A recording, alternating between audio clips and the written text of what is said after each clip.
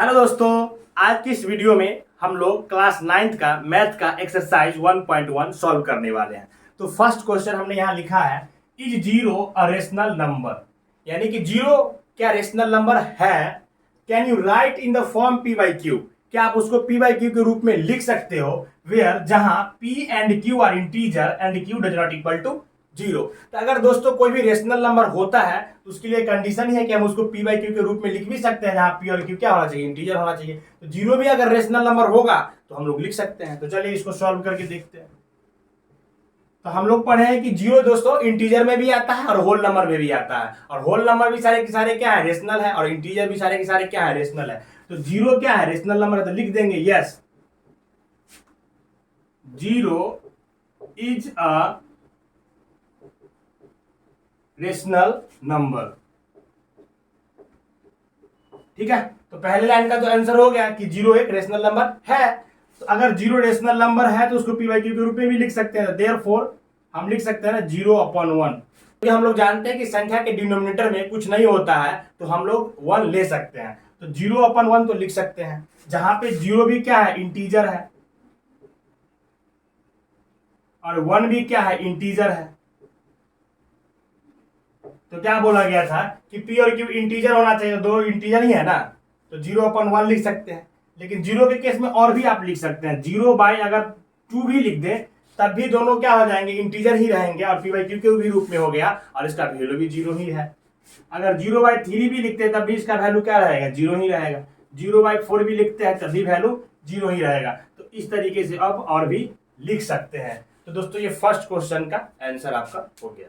ठीक है, तो दोस्तों अब हम लोग क्वेश्चन नंबर 2 को सॉल्व करते हैं। क्वेश्चन नंबर 2 क्या कह रहा है कि फाइंड 6 रेशनल नंबर्स, यानी कि 6 रेशनल नंबर फाइंड करना है बिटवीन 3 एंड 4। तो 3 और 4 के बीच में कितना रेशनल नंबर फाइंड करना है, 6 रेशनल नंबर फाइंड करना है। देखिए 3 और 4 को आप अगर ऐसे देखेंगे तो हमको डायरेक्टली जो 3 और 4 को अगर आप ऐसे देख रहे हैं तो आपको इन दोनों के बीच में गैप कम दिख रहा होगा। लेकिन एक बार जान लीजिए कि किन्हीं दो रेशनल नंबर के बीच में हम लोग इनफिनाइट रेशनल नंबर फाइंड कर सकते हैं। तो हम इसको सबसे आसान तरीका से आपको सॉल्व करके दिखाते हैं। तो सॉल्यूशन में लिखिए there are infinite rational number between 3 and 4।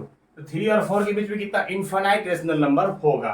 ठीक है, तो हम क्या करेंगे दोस्तों, सबसे पहले आप इस पर्सन को देखिए, अगर इसका डिनोमिनेटर देखेंगे तो नहीं कुछ तो क्या है, 1 है, और इसका भी डिनोमिनेटर नहीं है कुछ तो क्या है, 1 है। तो जब डिनोमिनेटर सेम हो ना तो आसान हो जाता है सॉल्व करना। अगर अगर अगर इसका डिनोमिनेटर सेम नहीं होता तो पहले हम लोग क्या करते, एलसीएम लेके डिनोमिनेटर को सेम करते। लेकिन यहाँ पे दोनों का डिनोमिनेटर क्या है, 1 है, तो सेम ही है, तो कुछ करना ही नहीं है। हमको जितना रेशनल नंबर निकालना है उससे 1 प्लस कर देंगे, और वो जो संख्या आएगा उससे मल्टीप्लाई कर देंगे इसके न्यूमरेटर और डिनोमिनेटर दोनों में। फिर इन दोनों संख्या के बीच में गैप जो बनेगा, वो जो गैप बनेगा ना, उसके गैप के बीच में हमको वो नंबर मिल जाएगा जो हमको चाहिए। ठीक है, तो देखिए यहाँ पे क्या कर देंगे, देयरफॉर मल्टीप्लाई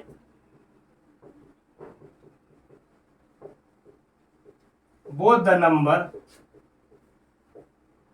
3 and 4 with, देखिए हमको कितना रेशनल नंबर फाइंड करना है, 6 रेशनल नंबर फाइंड करना है। तो हम इसको मल्टीप्लाई करेंगे 6 + 1 से, multiply with 6 + 1 is equal to क्या आ जाएगा, 7। यानी कि 7 से हमको इसके डिनोमिनेटर और नोमिनेटर दोनों में मल्टीप्लाई करना है। ठीक है, तो पहला नंबर क्या है, दैट इज 3/1, यही है ना। इसको मल्टीप्लाई कर दीजिए 7 से, और इसको भी कर देते हैं 7 से, तो क्या आ जाएगा, 7 × 3 = 21, अब बच्चे में 7। फिर दूसरा क्या है, 4/1, तो 4/1 ना, एंड 4/1 इसको क्या करना है, 7 से मल्टीप्लाई कर लीजिए। तो 7 से नोमिनेटर और 7 से डिनोमिनेटर में मल्टीप्लाई करने के बाद क्या होगा, 7 × 4 = 28 और 7 × 1 = 7। आप एक चीज देखेंगे तो दोनों का डिनोमिनेटर क्या है, सेम है, दोनों का डिनोमिनेटर सेम है, 7 है तो 7 ही है, इसमें भी, इसमें 21 है या 28 है, तो इनके बीच में गैप आपको दिख रहा है ना। तो हेंस हम लिख सकते हैं वो संख्या जो हमको चाहिए। देखिए 21 है तो 21 से आगे क्या हो जाएगा, 22/7, उसके बाद क्या हो जाएगा 23/7, 24/7, 25/7 और 26/7 और 27/7। कितना संख्या हो गया? 1 2 3 4 5 6। तो ये 6 रेशनल नंबर आपको मिल गया दोस्तों। यही आपका सॉल्यूशन है, यही आपका आंसर है, जो किनके बीच का है? 3 और 4 के बीच का है ये 6 रेशनल नंबर। तो आप देखेंगे कितना इजी है सॉल्व करना इस तरीके से, तो आप इसी को यूज करें।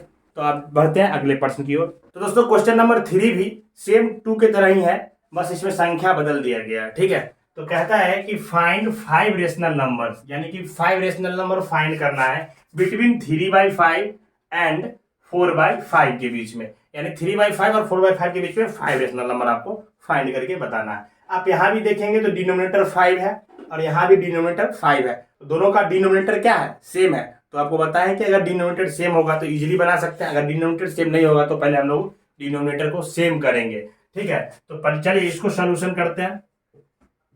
हम कह सकते हैं, हम जानते हैं कि किन्हीं दो रेशनल नंबर के बीच में कितना रेशनल नंबर होता है? इनफिनाइट रेशनल नंबर होता है। तो लिख सकते हैं ना, there are infinite rational number between 3/5 and 4/5। तो इन दोनों के बीच में इनफाइनाइट रेशनल नंबर होगा। Therefore multiply both the number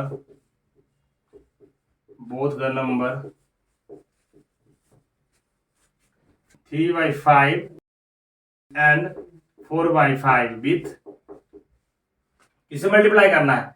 जितना रेशनल नंबर चाहिए उससे एक अधिक, तो 5 है ना, तो किससे मल्टीप्लाई करेंगे? 5 + 1 = 6, यानी कि 6 से नोमिनेटर और डिनोमिनेटर, 6 से नोमिनेटर और डिनोमिनेटर दोनों में क्या करना है? मल्टीप्लाई करना है। तो चलिए लिख लेते हैं, डेट इज 3/5 एक संख्या ये है, इसके नोमिनेटर को भी 6 से मल्टीप्लाई कर दीजिए और डिनोमिनेटर को भी 6 से कर दीजिए। तो 6 3 से कितना हो जाएगा? 18 और 6 5 जा 30, ठीक है। सेम इसी तरीके से 4 एंड दूसरा क्या है आपका? 4/5 ना, तो 4/5 का भी 6 से नोमिनेटर और डिनोमिनेटर दोनों में मल्टीप्लाई करेंगे। तो 6 4 जा क्या हो जाएगा? 24 और 6 5 जा 30। कितने का गैप आ गया? 5 नंबर का गैप आपको मिल जाएगा। तो 5 ही नंबर चाहिए ना, तो लिख दीजिए हेंस 18 से बढ़ा के लिखेंगे तो कितना होगा? 19/30, 20/30, उसके बाद 21/30, उसके बाद 22/30, 23/30, उसके बाद हो गया। उसके बाद 24 ही है, तो इनके बीच का चाहिए ना, तो 1 2 3 4 5, तो 5 रेशनल नंबर हमको चाहिए था, 5 हमने फाइंड कर लिया है दोस्तों। तो ये आपका क्या हो जाएगा? इस प्रश्न के लिए आंसर हो जाएगा, ठीक है। तो आप इस विधि का प्रयोग करके भी आसानी से सॉल्व कर सकते हैं। बढ़ते हैं नेक्स्ट क्वेश्चन की तरफ।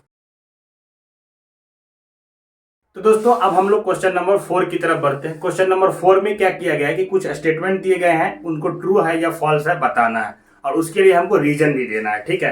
तो इस प्रश्न को समझने के लिए हमने यहाँ पे एक डायग्राम ड्रॉ किया है। इससे पहले भी मैंने आपको इस चीज को समझा चुका है, लेकिन यहाँ पे इजिली समझ में आ जाए उसके लिए मैंने यहाँ पे ड्रॉ कर रखा है। क्वेश्चन पूछ रहा है every natural number is a whole number. पूछ रहा है कि सभी, यानी एवरी मतलब प्रत्येक, जो भी है सब का सब हो जाना चाहिए। नेचुरल नंबर जो है ना होल नंबर है, तो आपका स्टेटमेंट क्या है? ट्रू है या फॉल्स है बताइए। एवरी नेचुरल नंबर तो ट्रू हो जाएगा ना, कि होल नंबर तो होगा ही होगा। आप कहेंगे आप कैसे, तो कैसे ट्रू है वो आपको हम बताते हैं। देखिए आप देखेंगे तो नेचुरल नंबर के सेट में क्या आता है? 1 2 3 4 डैश डैश डैश, और होल नंबर के सेट में क्या आता है? 0 1 2 3 4 5। तो जीरो के साथ ये सारे के सारे क्या है? एक प्रत्येक जितना भी नेचुरल नंबर है सब तो आ ही जा रहा है ना होल नंबर के सेट में। आप होल नंबर का अगर देखेंगे, ये मान लीजिए होल नंबर का घर है, तो उसमें सारे के सारे ये कितना नेचुरल नंबर उसी के अंदर में आता है। तो यही ना कहा गया कि every natural number is a whole number, तो लिखेंगे ट्रू। अब ऐसा क्यों है? तो because every natural number, because every natural number lies in the set of whole number,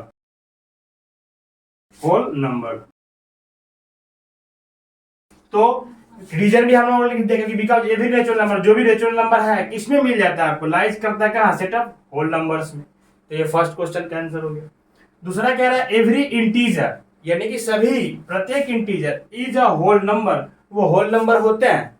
तो क्या कहेंगे दोस्तों, फॉल्स। क्यों फॉल्स, देखिए एवरी इंटीजर यानी कि सारे के सारे इंटीजर, आप देखेंगे तो इंटीजर का ये बड़ा कमरा है, उसी में आपका होल नंबर का भी कमरा है और उसी में नेचुरल नंबर का भी कमरा है। तो इंटीजर के में सारे के सारे नेचुरल नंबर तो आ रहे हैं, इंटीजर में सारे के सारे होल नंबर तो आ रहे हैं, लेकिन इंटीजर का इधर का जो पार्ट है, जो निगेटिव नेचुरल नंबर होता है, वो क्या होल नंबर के पार्ट में जा रहा है, नहीं जा रहा है। तो क्या लिखेंगे, फॉल्स है, स्टेटमेंट क्या है, फॉल्स है। क्यों फॉल्स है, बिकॉज कोई एक ले लीजिए ना, जैसे -3, because -3 is not a whole number, is not a whole number, इसी तरीके से और भी है, माइनस वाले जो भी संख्या है वो होल नंबर तो है नहीं, तो लिख देंगे because -3 is not a whole number, एक रीजन में आ गया।